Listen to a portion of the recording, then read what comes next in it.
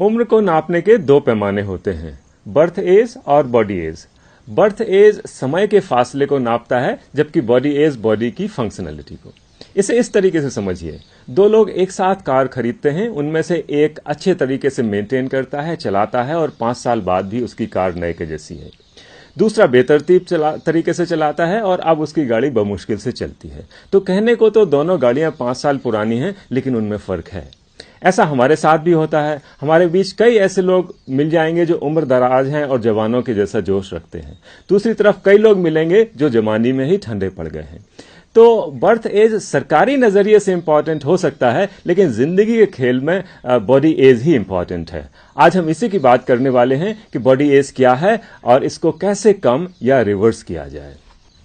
एक फंडामेंटल चीज है कि हमारे शरीर में रिपेयर मैकेनिज्म होती है और पूरा शरीर लगातार नया होता रहता है।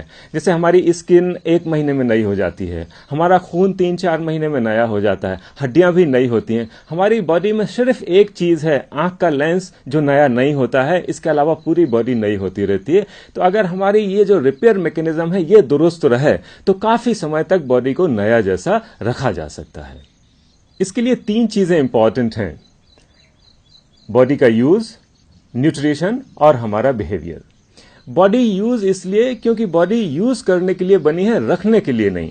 तो अगर हम बहुत समय के लिए एक जगह बैठे रहते हैं तो एजिंग प्रोसेस फास्ट हो जाती है। हमें चाहिए कि कम से कम हम 2 से 4 घंटे तक फिजिकली एक्टिव रहें। और हम अगर चाहते हैं कि हमारा एजिंग वाकई स्लो हो या थोड़ा रिवर्स हो तो हमें 4 से 6 घंटे तक फिजिकली एक्टिव रहना चाहिए।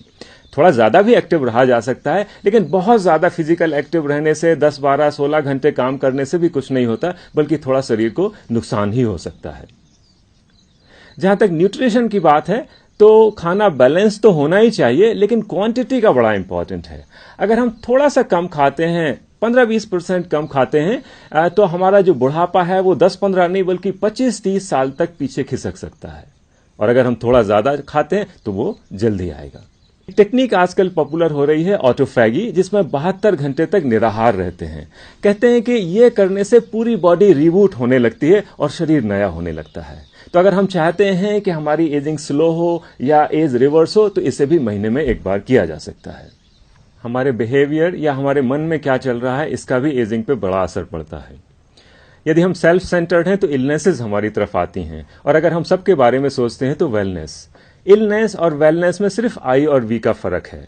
तो हमें आई सेंटर्ड होने से बचना चाहिए और सबके बारे में सोचना चाहिए, लेकिन हमारा वी का दायरा भी जरा बड़ा होना चाहिए। ऐसा नहीं कि सिर्फ मेरे परिवार, मेरी जाति, मेरे धर्म या मेरे देश तक सीमित रहे। अरे दायरा इतना बड़ा होना चाहिए कि पर्यावरण के साथ मर्ज हो जाए।